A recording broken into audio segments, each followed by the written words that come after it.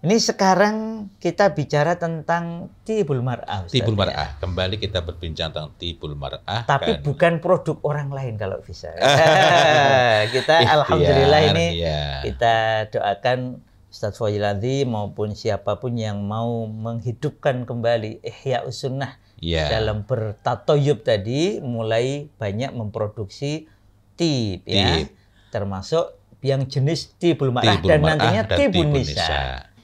Ini sekaligus iklan bagi jamaah yang nanti luang waktunya, insya Allah Agustus kita akan bikin kelas membahas secara khusus tibul mar'ah. Ketika berbagai bahan itu dijadikan satu, ada lilinya dan bunga ada lili, ya, itu justru menghasilkan tibun nisa.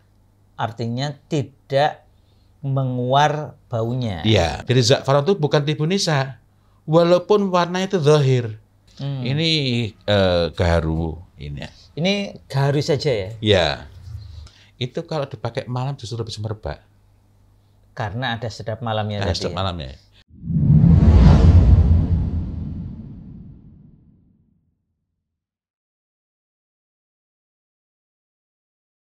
Assalamualaikum warahmatullahi wabarakatuh. Waalaikumsalam warahmatullahi wabarakatuh. Alhamdulillahi rabbil alamin wa bihi nasta'inu ala umurid dunya waddin wassalatu wassalam ala asyrafil anbiya wal mursalin amma ba'd. Alhamdulillah, berjumpa lagi dalam bincang pekanan kita, bincang wewangi Nabi. Ikhtiar kita untuk senantiasa ittiba ila Rasulillah sallallahu alaihi wasallam, khususnya dalam tatoyub, Ustaz ya. Tatoyub. Bukan hanya ta'atur. bukan ta'atur saja, tatoyub itu berarti berwewangi menggunakan tib. Nah, yaitu yang alami, asli, toyib. Masya Allah. Tobi'i, alami, tobi'i, asli, toyib. Ya. Ini sekarang kita bicara tentang tibul mar'ah, Ustaz. Tibul mar'ah. Kembali kita berbincang tentang tibul mar'ah. Tapi bukan produk orang lain kalau bisa. Kita alhamdulillah ini kita doakan Ustaz Fauziladzi maupun siapapun yang mau menghidupkan kembali Ihya Sunnah dalam bertatoyub tadi, mulai banyak memproduksi tib, ya, termasuk yang jenis tibul mar'ah dan nantinya tibun nisa. Ini ada yang tibul mar'ah atau ada kalau yang tibun ini nisa tibun, juga? ada tibun nisa, tapi bukan yang racikan saya ya. Ini dari Syekh Abdul Somad Al-Qurashi. Campurannya ada di Al-Insan ayat 5 itu kafur. Kemudian musik, ya. Kemudian ada gaharunya. Dan kalau kita tengok gaharu itu baunya strong, menyebar. Nanti kemudian kalau kita tengok lagi bahan yang lainnya, misik itu ada yang tersembunyi sebagaimana yang dipakai saat beribadah haid. Tetapi Masya Allah, ketika berbagai bahan itu dijadikan satu, ada lilinya dan bunga ada lili, ya, itu justru menghasilkan tibun nisa. Artinya tidak menguar baunya. Iya, baunya apakah lemah? Tidak. Apakah samar-samar? Tidak. Baunya jelas, walaupun bukan yang strong. Nanti ada juga bebauan yang strong, yang sangat kuat, tetapi tetap ukuran disebut sebagai tibun nisa itu bukan dari samarnya, melainkan baunya tercium oleh orang lain enggak. Karena takrifnya kan langsung dari Nabiullah Muhammad sallallahu alaihi wasallam. Tibun nisa ma dhahara launuhu wa khafiya rihuhu. Baunya itu khafi, baunya tersembunyi. Tersembunyi itu bukan tidak ada, tersembunyi itu bukan samar-samar, tapi tersembunyi itu tidak tercium baunya. Padahal kalau dari jarak yang tepat, jarak dekat segini, baunya bisa sangat kuat, tergantung. Nah, itu tibun nisa. Kita perlu perjelas ini karena sampai sekarang setiap kali saya bertemu orang masih rancu dan bahkan tidak sedikit ya baru dengar, walaupun beliau ini orang yang mengkaji agama, dan itu bukan berarti beliau salah ya, karena perhatiannya berbeda. Nah, tibul mar'ah adalah wewangian yang dipakai oleh perempuan dan ini nggak boleh dipakai keluar rumah. Kalau tibun nisa habis pakai langsung keluar rumah nggak masalah. Karena tidak tercium baunya oleh karena memenuhi kualifikasi tafilat. Tafilat itu takrifnya juga dari Nabiullah Muhammad sallallahu alaihi wasallam. La yujad minkunna rihut tib. Bukan la yujad minkunna tib. tapi la yujad min kunna rihut tib. Ada rihnya tadi. Ya. Nah, kalau kita pernah pakai tibun nisa, kita akan dapat memahami ternyata ketika kita pakai, orang sebelah kita nggak bisa mencium baunya. Artinya la yujad, itu nggak wujud, nggak hadir, nggak ada. Seolah-olah nggak ada baunya. Padahal kalau kita dekat tuh, seolah-olah tidak memakai minyak wangi, padahal memakai baunya dan bahkan mungkin bukan cuma mengoleskan, melumurkan. Sebagaimana kita jumpai dalam hadis berkenaan dengan wewangi dari Ummahatul Mukminin ketika hendak ihram. Kan diketahuinya pakai itu kan setelah perjalanan itu, pada saat berkeringat berleleran gitu ya. Artinya kalau kita yakin dan harus yakin, Ummahatul Mukminin, jangankan Ummahatul Mukminin, sahabiah seluruhnya itu paling taat, paling patuh kepada syariat. Sehingga nggak mungkin, andai kata wewangian yang dipakai itu sudah tersebar lebih awal, kan nggak perlu menunggu berkeringat untuk ketahuan. Nah, ini memberikan gambaran bahwa Masya Allah ini betul-betul tibun nisa. Nah, kalau tibul mar'ah itu nggak boleh dipakai keluar rumah karena baunya menyebar. Baunya itu semerbak. Di antara tibul mar'ah yang sifatnya tunggal, bukan hasil racikan dari berbagai macam bahan, itulah za'faron. Jadi za'faron itu bukan tibun nisa, walaupun warnanya itu zahir. Kan membekas. Warna disebut zahir kalau membekas. Ini walaupun ada warnanya, ini nggak dapat disebut berwarna. Karena ketika kita pakai itu nggak ada bekasnya. Tidak tampak warnanya. Tetapi ini baunya semerbak, sehingga walaupun baunya warnanya tidak tampak, tetaplah minyak wangi ini nggak boleh disebut sebagai tibun nisa. Jadi ada minyak wangi yang tadi ya, tib, yang bahannya cuma satu. Itu sudah menyebar. Padahal dipakai wanita, sehingga kita jumpai itu dalam pembahasan mengenai Ummahatul Mukminin juga. Ibunda Aisyah radhiyallahu anha dan Ibunda Sofia binti Huyai radhiyallahu anha memiliki al-masbugh yang bahannya celupan za'faron. Apabila datang hak gilirnya dengan Nabi Allah Muhammad sallallahu alaihi wasallam, beliau memercikkan air untuk apa? Agar baunya semerbak. Saya jadi bertanya-tanya, Ustaz. Ini ada mak-mak yang sudah mengikuti yang dilakukan oleh Ibunda Aisyah dan Ibunda Sofiyah belum ya? Kalau ada nanti kami dikabari. Masya Allah. Karena itu memang bahannya Masya Allah ya. Nah, tibul mar'ah ini pertama ya sebagai tib. Dan tib itu kalau kita tengok, Ibnu Qayyim al-Jauziyah rahimahullah ta'ala menyatakan bahwa tib itu juga dapat difungsikan, dapat dimanfaatkan sebagai tib. Pengobatan, obat. Jadi tib itu untuk tib. Apakah harus memiliki manfaat itu? Kalau alami, insya Allah. Kalau itu memang tabi'i, asli dan thayyib, itu memberi faedah. Misalnya ini ketika saya mencoba mencampurkan, ini tibul mar'ah ya? Insya Allah demikian, karena memang menyebar sekali. Nah, ini batch kedua, batch pertama cuma segini doang, tapi kepenuhan waktu itu. Kalau yang awal itu ada gaharunya, kemudian lavandin. Lavandin itu rumpun dari lavender, dari Mediterania, kawasan Mediterania. Bunga berarti ya? Iya. Tetapi anehnya itu disebut sebagai lavender Inggris.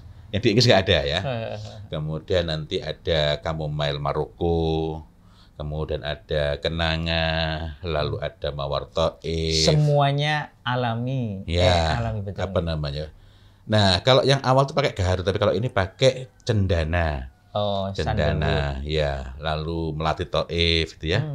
Nah, agak berbeda dengan yang awal, tapi yang awal sudah dihadiahkan ke orang itu. Ini kalau ini buat berapa botol nih, Ustaz? Cuma satu. Jadi juga. Jadi ini memang untuk eksperimentasi. Tapi sudah ketemu ya kira Insya Allah. Setelah ini saya baru mau beli botol reaksi, Insya Allah. Kalau yang tadi kan tidak tercium baunya. Kalau ini harusnya bahan-bahan yang alami itu memberikan depthness, kedalaman yang lebih. Iya, betul. Karena begini, contohnya ambar. Ambar itu kalau yang sintetis itu kan senyawa kimianya tunggal. Tapi kalau masih alami, contohnya za'faron. Za'faron itu kan ada berbagai chemical constituent, yakni konstituen kimiawi yang sifatnya alami, memang murni biologis ya. Dan itu kan banyak itu. Itu banyak. Tetapi ketika sifatnya sintetis itu tunggal. Jadi dari komponen kimiawinya saja, konstituen kimiawinya saja, kalau alami itu satu macam bunga itu sudah macam-macam. Sehingga tidak selalu sama. Karena itu kita tidak kaget ketika misalnya kita beli. Ternyata tempo hari teman-teman di Rumah Sajadah ada yang menanyakan, "Loh, saya beli ini tapi kok baunya warnanya nggak sama." Begitu saya cium, oh benar. Nggak sama itu memang ciri khas.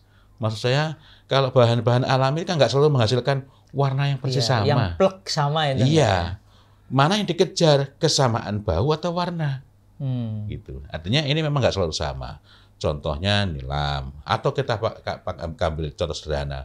Di depan rumah saya ada pohon mangga. Pohonnya sama. Yang punya ya saya di situ itu. Tapi ketika dipetik itu ya rasanya bisa beda-beda.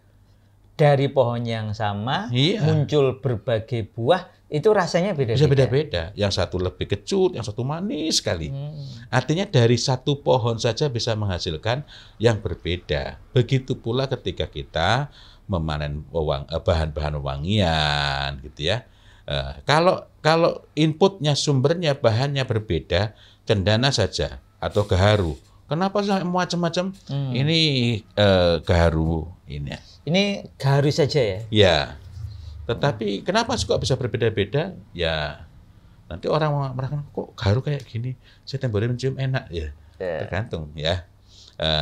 Artinya itu bisa menghasilkan perbedaan. Bahkan dari satu pohon gaharu yang sama juga nanti beda-beda ya? Iya, makanya kan nanti kita lihat ada yang pakai dijungkil-jungkil itu memisahkan yang baunya begini dengan yang tidak. Nah, ini kalau dari teori bahan-bahan yang saya pakai itu bermanfaat. Misalnya kalau perempuan kan ada perempuan kalau mau mens itu nyeri. Gitu. Nah, ini nanti bisa dicampur dengan misalnya minyak jojoba atau minyak kelapa. Kalau cuma untuk mijit minyak kelapa biasa nggak apa-apa, atau VCO atau FCO gitu ya.